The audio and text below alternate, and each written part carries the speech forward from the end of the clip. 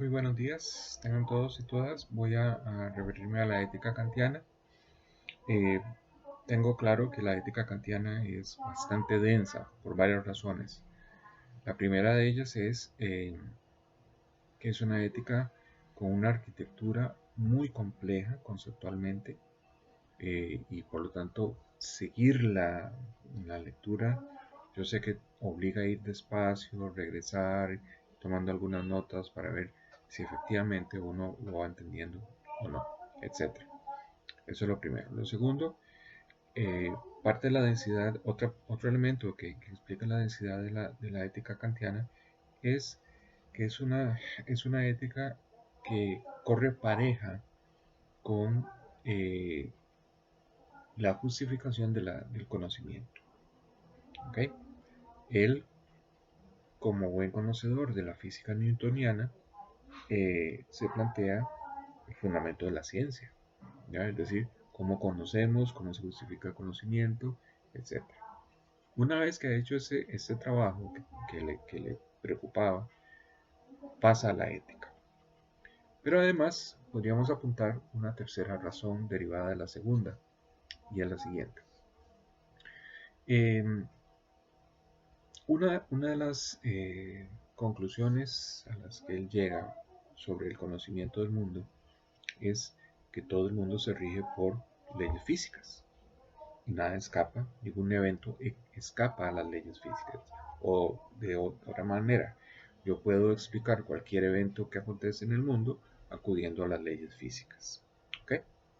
Muy bien, se topa con un elemento muy interesante y es que hay un acontecimiento en el mundo que pareciera que no corresponde, no se ajusta a una explicación basada en las leyes físicas, y es la acción libre. Es ahí donde él pasa a la ética. Pero aquí viene otro problema. ¿Cómo se explica la libertad? Dice, no es posible demostrarla. La libertad es un supuesto, nada más. Nada más. O sea, yo veo individuos por la calle y por expresiones de su conducta puedo suponer que es libre. Es más, si no supongo que es libre, no puedo entender cómo se conducen, cómo lo hacen. Esa es la premisa kantiana. La libertad no es un hecho que yo pueda comprobar, pero sí lo puedo suponer.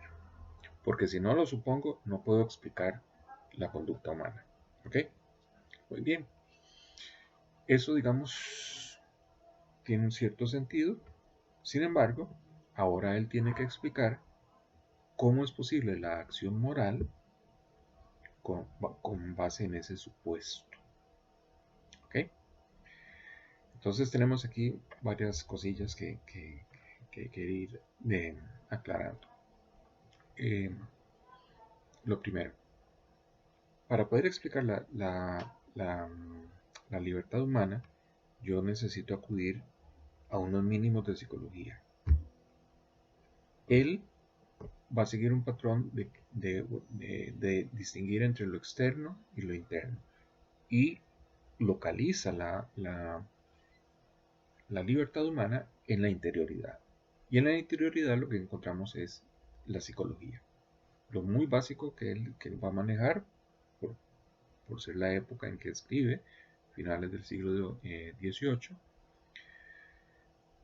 es tres facultades. Facultad sensorial, capacidad de sentir cosas físicas, la voluntad y la razón. Podríamos apuntar a otras, imaginación, memoria, pero no las menciona o las menciona muy marginalmente, entonces no me voy a ocupar de ellas. Pero sí me interesa que tengamos presente que él acude a una mínima de psicología, que ya era una psicología compartida por todos, de una distinción entre tres facultades, la sensible, voluntad y la razón.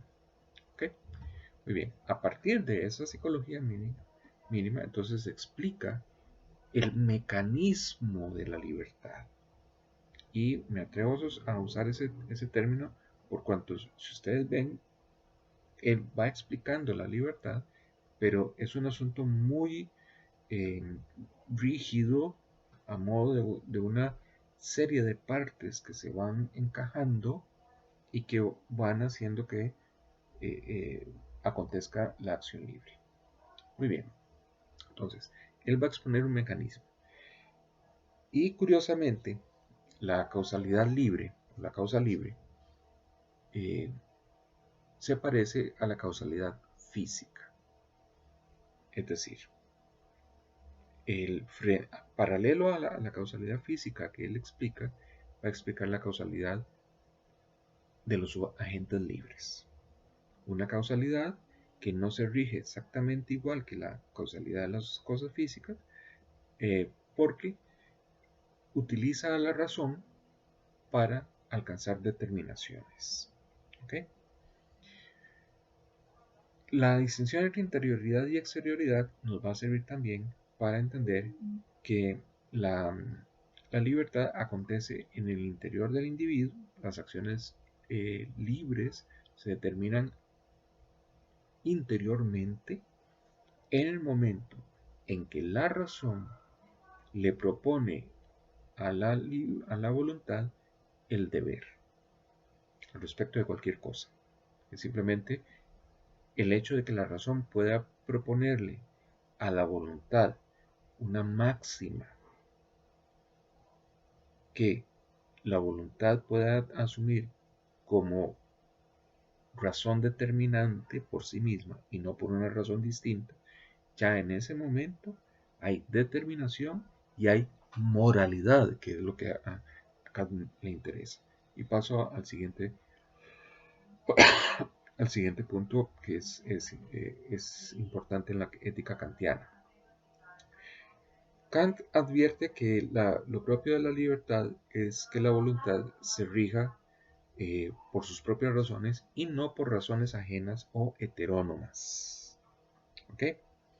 Esto lo que significa es que la razón puede seguir, la voluntad puede seguir razones de diversa índole, por ejemplo, los 10 mandamientos, costumbres, prohibiciones, etc. Sin embargo, ese cumplimiento él no le llama moral, le llama obediencia, le llama ajustes, le llama convenciones sociales o costumbres, pero no le llama propiamente moral. Lo propiamente moral es que la voluntad sea capaz de determinarse por sí misma, sin acudir a razones ajenas. O bien, la voluntad es moral en el momento en que solamente sigue el mandato de la razón. Punto. Y no razones ajenas. ¿Ok? Entonces, el énfasis puesto aquí va a estar en el deber, que es lo que me interesa precisamente señalar de la ética kantiana. La voluntad frente a la propuesta de la razón, frente a una propuesta de la razón, no puede decir que no. No puede decir que no. El deber consiste precisamente en esa determinación que la voluntad logra por sí misma y no por razones ajenas a ella. Vean entonces, y además es una determinación necesaria. No puede decir que no. No puede no determinarse. Vean entonces dos cosas. Uno, la primera es la semejanza con la causalidad física, mecanismos rígidos, relación entre A y B. Y dos, la formalidad extrema, vaciamiento de contenidos. Esta ética kantiana es una ética sin contenidos, es pura formalidad. Eso, sumado a lo que ya les dije antes sobre la arquitectura conceptual que maneja, por supuesto que lo hace muy denso, ya que estamos más acostumbrados a entender la moralidad asociada con situaciones o contenidos. En este caso kantiano, lo que encontramos es una propuesta de fundamentación de la moralidad que deja todo contenido y nos dice el deber es la razón necesaria que la voluntad sigue por sí misma para determinarse. Nada más. Bien, hasta acá voy a dejar este video y voy a ver si falta algo más para hacer alguno otro.